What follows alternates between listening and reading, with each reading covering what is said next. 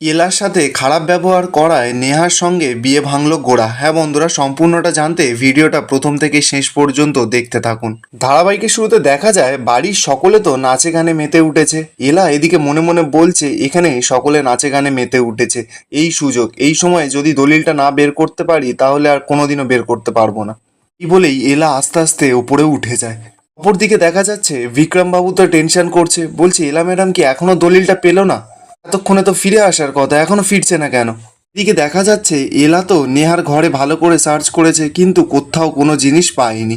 তা নেহার ঘর থেকে বেরিয়ে মনে মনে বলছে নেহার ঘরটা তো এত ভালো করে আমি দেখলাম, কোথাও তো কিছু নেই, তাহলে আমার দলিলটা কোথায় গেল? এবার আমি কোথা থেকে পাবো ওই দলিলটা, আমি কোথায় খুঁজবো? ঠিক তখনই এলা দেখতে পায় যে ও এতদিন যেই ঘরে ছিল সেই ঘরের সামনে দিয়েই ও যাচ্ছে। ও তো ছুটে ওর ঘরের ভেতরে ঢোকে, গিয়েই দেখতে পায় যে নেহার লাগেজ ওই ঘরে রাখা আছে। এলার তো তখন সেটা থেকে খুব রাগ হচ্ছে, মনে মনে বলছে মিস্টার সেন, বিয়ে হয়ে যাওয়া অবধি আর অপেক্ষা করতে পারলেন না? আমি যেই ঘরটা ছেড়ে দিয়েছি সঙ্গে সঙ্গে নিজের গার্লফ্রেন্ডের জিনিসপত্র ঢুকিয়ে ফেললেন, এত তাড়াতাড়ি আমার সমস্ত অধিকার থেকে আমাকে বঞ্চিত করে ফেললেন। অপরদিকে দেখা যাচ্ছে দীপ্ত, মেঘনা, ক্রিস সকলে তো নাচানাচি করছে আর গোড়াকে ইশারা করে করে বলছে এমন ব্যবস্থা করেছি না নেহা এদিকে আর একদমই তাকাতে পারবে না, তুই এক্ষুনি ওপরের ঘরে যা।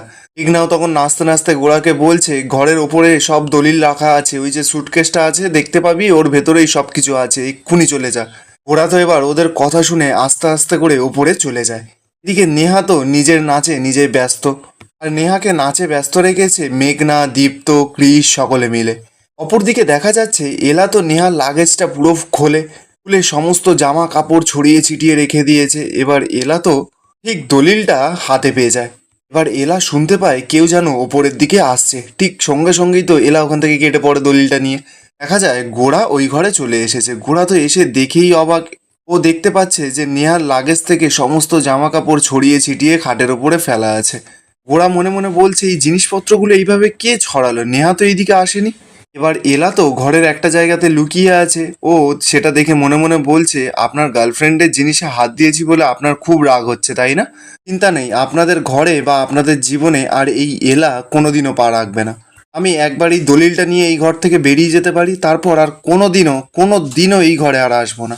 এদিকে গোড়াও তো তখনই নেহার যে ফাইলপত্রগুলো পড়েছিল সেগুলো ভালো করে খুলে খুলে দেখছে, কিন্তু কোথাও এলাদের বাড়ির দলিলও খুঁজে পায় না। তো তখন গোরা মনে মনে বলছে যে নেহা কি তাহলে এলাদের বাড়ির দলিলটা এখানে রাখেনি, ও কোথাও অন্য কোথাও সরিয়ে রেখেছে?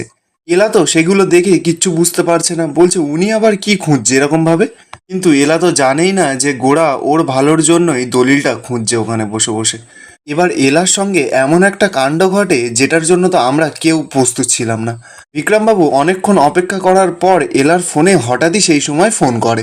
ব্যাস জোরে জোরে তো এলার ফোনটা বেজে ওঠে, সঙ্গে সঙ্গে গোরা তো বুঝতে পারে যে ঘরের ভেতরে কেউ আছে। গোরা তো ছুটে যায়, গিয়েই তো এলাকে দেখতে পায় এলা পেছন ঘুরে তো দাঁড়িয়ে আছে। গোরা তো চিনতে পারছে না। গোরা এলাকে বলছে আপনি কে, ঘরের ভেতরে কি করছেন, আর পেছন ঘুরে এইভাবে দাঁড়িয়ে আছেন কেন, সামনে ঘুরুন। অপরদিকে দেখা যাচ্ছে আলিয়া, ঐশী, নেহা সকলে তো নাচতে নাচতে ওদের খুব গরম লেগেছে, এবার নাচটা বন্ধ করেছে। নেহা এবার আলিয়াকে দেখাচ্ছে ওর হাতের মেহেন্দিটা, বলছে দেখো কত সুন্দর উঠেছে, দেখো তুমিও তো মেহেন্দি পড়েছো, তোমার হাতের মেহেন্দিটা দেখাও।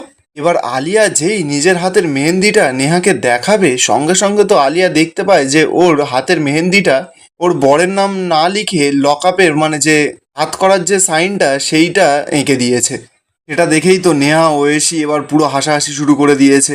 আলিয়া তো পুরো দেখে রেগে লাল হয়ে যায়। নেহা তখন আলিয়াকে বলছে আরে বাবা রাগ করার কি আছে, তুমি তো একজন ক্রিমিনালের বউ, তাই জন্যই তোমার হাতে নাম না লিখে হাত করার ছবি এঁকে দিয়েছে। আলিয়া তো কথাটা শুনেই নেহার ওপর খুব রেগে যায়, নেহাকে বলছে দেখো নেহা, আমার বরকে না একদম ক্রিমিনাল বলবে না, তুমি আমার বরের বিষয়ে সব থেকে ভালো জানো, তুমি হতেই কিন্তু আমার বর আজকে জেলে গেছে। ওই এলা না আমার বরকে ইচ্ছাকৃতভাবে ফাঁসিয়েছে, এখন সংশোধনাগারে আছে, ফাঁসিয়েছে এমনভাবে ও এখন জেলে গিয়ে কষ্ট পাচ্ছে। নেহার মনে তো এবার একটা সন্দেহ হয়। নেহা আলিয়াকে বলছে তুমি জানো আমি জানি যে তোমার বর জেলে আছে, কিন্তু ওই মেহেন্দিওয়ালিগুলো কি করে জানলো?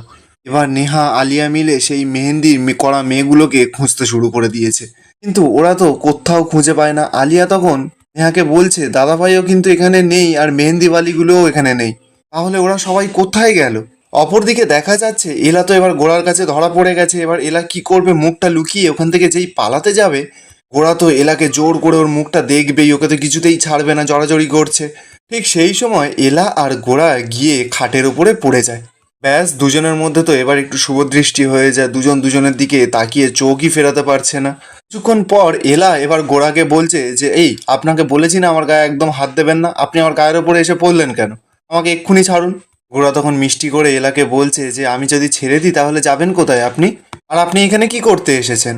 এলা তখন ওর হাতে দলিলটা দেখাচ্ছে আর বলছে, আমি এসছি আমার বাড়ির দলিলটা নিয়ে যেতে, যেটা আপনার হবু স্ত্রী আমার মাকে মিথ্যে কথা বলে বেআইনিভাবে নিয়ে নিয়েছিল। দলিলটা আমার পাওয়া হয়ে গেছে, এবার আমাকে ছাড়ুন, আমাকে এক্ষুনি যেতে হবে। ঠিক সেই সময় আলিয়া আর নেহা ওই ঘরে চলে আসে। ব্যাস, এলা তো এবার পুরোপুরি ধরা পড়ে গেছে। নেহাও তো এলাকে দেখেই চমকে যায়। নেহা গোড়াকে বলছে, কি গোড়া, এলা এখানে কি করছে? আলিয়া তখন বলছে, দেখেছো নেহা, আমি বলেছিলাম না এই মেহেন্দিওয়ালিগুলো সব কেউ চেনাশোনা লোকই ছিল। উকিলের সঙ্গে বেশি সুবিধা করতে পারেনি বলে ছদ্মবেশ নিয়ে এই এলা এই বাড়িতে ঢুকে পড়েছে। নেহা তো এবার গোড়াকে প্রশ্ন করছে, বলছে, গোড়া তুমি কি আগেই জানতে যে এলা ছদ্মবেশ নিয়ে এই বাড়িতে এসেছে? আর যদি জানতে তাহলে আমাকে ডাকোনি কেন? যদিও আমিও কিন্তু কিছুক্ষণ তোমাকে ড্রয়িং রুমে দেখতে পাইনি, কিন্তু তুমি কি এখানে কি করছিলে তুমি ওর সঙ্গে গোড়া? গোড়া তো এবার মনে মনে বলছে, এলার মতন যে আমারও ওই দলিলটা পাওয়ার জন্য মতলব ছিল সেটা নেহাকে কিছুতেই বুঝতে দেওয়া যাবে না। গোড়া তখন বলছে যে, বলিনি কারণ আমি অযথা লোকজনের অ্যাটেনশন চাই না, আমার কাছে বেশি ইম্পর্টেন্ট ছিল যে এলার কাছ থেকে দলিলটা হাতিয়ে নেওয়া। ওরা তো পুরো পাল্টি খেয়ে যায়। ঠিক তখনই সেখানে দীপ্ত, মেঘনা, কৃষও চলে আসে। কৃষ সকলকে নাটক করতে করতে বলছে, এ কি বৌদি, সকলে মেহেন্দির অনুষ্ঠানে ব্যস্ত আছে আর তুমি দলিল চুরি করতে এখানে চলে এসেছো? মেঘনাও বলছে, ছি ছি ছি ছি ছি ছি, আমি ভাবতেই পারিনি কোনোদিনও যে এলা এরকমভাবে একটা কাজ করতে পারে। সবাই তো নাটক করা শুরু করে দিয়েছে নেহার সামনে। এলা তো এবার মেঘনাকে বলছে, আমি কি ভুল করেছি বলো? নিজের বাড়ির দলিল আমি এখানে নিতে এসেছিলাম, আর এই দলিলটা তো আমাদের থেকে চুরিই করা হয়েছিল এই নেহা আর মৈনাক মিলে। এই দুজনে মিলে আমার মাকে ঠকিয়ে দলিলটা নিয়ে নিয়েছিল। নেহা তখন হাসতে হাসতে এলাকে বলছে, ঠিক আছে তাহলে গিয়ে কোর্টে একবার প্রমাণ করো যে আমি বা আমার মা তোমার মাকে ঠকিয়ে দলিলটা নিয়ে নিয়েছিলাম। যদি তুমি প্রুফ করতে পারো তাহলে কিন্তু তুমি সাথে সাথে দলিলটা নিয়ে যেতে পারো, তাহলে তোমাকে কেউ আটকাবে না। লিয়াও তোকে নেলাকে অপমান করছে, বলছে, একটু আগেই তো আমাদের কাছ থেকে ঘাড় ধাক্কা খেলে, তারপরও লজ্জা করে না মেহেন্দির অনুষ্ঠানে ছদ্মবেশ নিয়ে চলে এলে? হ্যাঁ, তখন বলে, শুধু ইভেন্টে দেখতে পাচ্ছ না আমার ঘরে ঢুকে আমার জিনিসপত্র কিভাবে নষ্ট করেছে? এবার কিন্তু আমি বলে দিচ্ছি এলা, এই ভিকিরি বাবার ভিকিরি মেয়ের ব্যবস্থা আমি করে ছাড়বো। কথাটা শুনেই তো এলা রেগে মেগে একটা ঠাসিয়ে চড় মারে নেহাকে। এক চড়ে তো নেহার পুরো গাল লাল করে দেয়। এলা তো এবার নেহাকে বলছে, একদম মুখ সামলে কথা বলো সুনেহা চ্যাটার্জি, তোমার যা অপমান করার হয়, যা খুশি বলার হয় আমাকে বলো, কিন্তু আমার বাবার সম্বন্ধে যদি একটাও বাজে কথা বলেছো না, তোমার ওই দাঁত কটা আমি মেরে ভেঙে দেবো। আর একটা কথা না, তুমি কান খুলে শুনে রাখো, আমি গরিব বাড়ির মেয়ে হতে পারি কিন্তু ভিকিরি নই। আজ পর্যন্ত না আমি একটা টাকাও কারোর থেকে ধার নিইনি, তা বলে এটা ভেবো না যে নিজের অধিকার আমি ছিনিয়ে নিতে পারবো না। নেহা তো এবার এলাকে বলছে বলছে যে, তুমি যদি আমার গোড়ার দিকে একবারও তাকিয়েছো না তাহলে তোমাকেও আমি ছাড়বো না। কি বলেই নেহা যখন এলাকে চড় মারতে যাবে, সঙ্গে সঙ্গে তো এলা নেহার হাতটা ধরে নেয়, নিয়েই মুচকে দেয়। সঙ্গে সঙ্গেই তো নেহার পুরো মেহেন্দিটা ঘেঁটে যায়। নেহা তো এবার চিৎকার করে এলাকে বলছে, কি করলে এলা, এটা আমার মেহেন্দিটা পুরো ঘেঁটে দিলে। এলা তখন বলে যে, বেশ করেছি, মেহেন্দিটা তো আমিই এঁকে দিয়েছিলাম নেহা, আমিই নষ্ট করে দিয়েছি। আর একটা কথা শুনে রাখো নেহা, তোমার এই ঘর আর তোমার এই বর কোনোটাতেই আমার কোনো ইন্টারেস্ট নেই। আমি এখানে এসেছিলাম আমার বাড়ির দলিলটা নিয়ে যেতে, আমার আর কোনো উদ্দেশ্য ছিল না। আর এখানেই আজকের এপিসোডটা শেষ হয়ে যায়। আপনাদের আজকের এপিসোডটা কেমন লাগলো কমেন্টে অবশ্যই জানাবেন, আর ভালো লাগলে সাবস্ক্রাইব করে যাবেন।